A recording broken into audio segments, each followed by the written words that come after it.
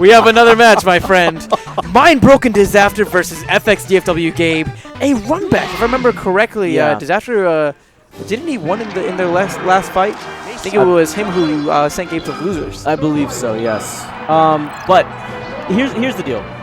You have two guys who are Spaceys experts, right? These guys know their way back and forth, in and outs of these characters, and they also know what beats their own character. So when you get to this level of high-level play, it comes down to mind games, understanding your opponent and their tendencies, right? No, I get you. And one thing to note is, even though both of these players have the same tools at their arsenal, you're going to be seeing very different play styles. In contrast to Disafter's more aggressive style, Gabe plays a very patient, very safe Fox in general. You're not going to be seeing him jumping off too far, not necessarily overcommitting to get those deep shines like Disafter will. Yeah. You're going to see a lot of very patient play. Yeah, you're right, and that's the big difference. And it's going to show off in the long run, because where you will see Gabe go out there and not take those risks, Disafter will. But there are times, oh my goodness, that trade was real. There are times where you will see Gabe last longer into these sets because he played so cautiously, so smart, that he'll be 2 stocks up. And then during that time, maybe he'll get a little bit more aggressive, but nothing too crazy. The thing is that when Gabe commits to an option, he always has step 2 and step 3 planned out in case the first one doesn't work out. Did you notice the weird dance that was going on at neutral there? How essentially Disafter was just waiting in his shield saying, hey, come at me, bro. And Gabe was just too patient. He was just like, I'm just going to shoot lasers over here. Don't worry about it. I don't really want to mess. I don't really want to mess with it. I know what you're talking about. Because he knows Disafter is hungry to take back control of this game with a Shine Spike.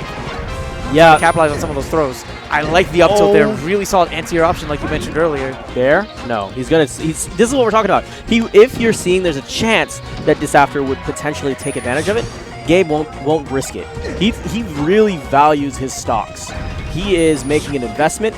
He wants to make sure he's getting the best interest back on it. And he's just right now trying to clip Disafter with the toes on that back air. Wow, the movement that can we talk about that movement from Gabe? He seeing that forward smash coming and then moving right out, but just like that, Disafter takes advantage of this and goes for that shine and pushes Gabe off and hawking that edge and using that invincibility. And that's the nature of Spaceys. It doesn't necessarily matter what your percentage is at, how high your lead is. Your stock can be taken at a moment's notice. Wow, like that shine! Yo, that shine was immaculate by Disafter. Gabe answering right back with a back air to take that stock, but he still has an entire stock to make up himself.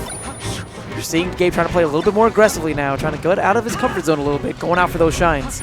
But oh, good stuff. Using that up tilt. You can use up tilt if you think you're going to catch him a little bit later, or forward tilt. Oh my goodness, how's he going to do that? Forward tilt if you can catch him early. I like the bears there. Seeing Disafter just trying to whittle down Gabe's shield. Oh, shine on opportunity! Oh, but he misses, and he ends up paying for it with his stock. And that, my friends, is why you don't overcommit. Oh, that was really good. Good fair. Drop down bear, yep. Okay, here's an opportunity, maybe. That's it. And that shine does the trick. Disafter takes that first game with a JV2 stock. I mean, that's what you could expect. If you are committing to an option, and you know that there's a Spacey there waiting for you, there's generally a good chance that they're going to punish you because there's so many options. So back at neutral though, let's see who's going to go in, try to get those up throws, trying to abuse. Oh my gosh! Just get position and then go for that deep for that shine. Especially with Disafter, all he needs is one grab, and that's why he's so comfortable at that edge. He's looking for the grab or even a shine, so he can either convert the shine into another shine or the grab into a shine. Yeah, but I mean, that's the name of the game, right? Both these characters have that option. Why not just abuse it? Oh, he was going for it again. Yeah. But Gabe was really smart at that time, actually jumping up to avoid that drop-down shine from Disafter. I mean, Gabe's aware. Oh my god! Yo, that read! Oh my god, that read was so rough. Gabe doesn't have a jump. And there goes his stock. He just put butter on it and just laid it on super thick. But, I mean, Gabe could have done a couple of different things there. He could have just not committed and just waited and then gone up. I mean, there's a couple of different options. I mean, once someone has committed to something right above you, they have to wait until they are in recovery and finish through those frames. It's better when someone has put their foot down and said, this is my stance, to just let him play it out. And then counter, and then rebuttal. So we're seeing back in neutral, Gabe's trying to make this battle more oriented towards center stage. He has a good amount of damage on Disafter. Maybe an edge guard here? No. Unfortunately, drops a little bit too low. Was not able to cover that higher angle from Disafter. I like the get up attack. Interesting. Ooh. And Disafter, unfortunately, does that side B a little too low. Unable to grab the edge like he was hoping. Drop down there. Looking for position. Gabe is trying to get those grabs towards the edge himself, but is doing a good job of just multi-shining. Shine straight into Nair. That's going to be the stock. Oh, and another poor recovery from Disafter. Makes it so that he is one stock away from going to game 3. I think that was a technical error. Okay.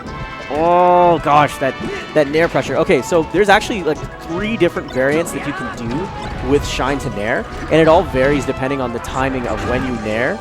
Oh my goodness. Wow, that was so close for Disafter. He just barely avoided that forward smash. He has a good amount of offense here, but all Disafter needs is just one grab. Just needs one grab. Drop down bear, looking for the next one. Oh, I like it. The edge cancel into the bear. Really smart by Disafter. Oh, Gabe's in a really bad position here. Yes. Beautiful shine spike by Disafter. And he's right back into this game. Using the invincibility and the one from invincibility that comes from the shine. Gabe missing that opportunity. He could have closed out the game right That's there. Oh, wow. What did I say? What did I say? Don't get thrown. Never get thrown over the edge when you're playing against a fox. Especially against Disafter. Good lord, those shine spikes. Yes.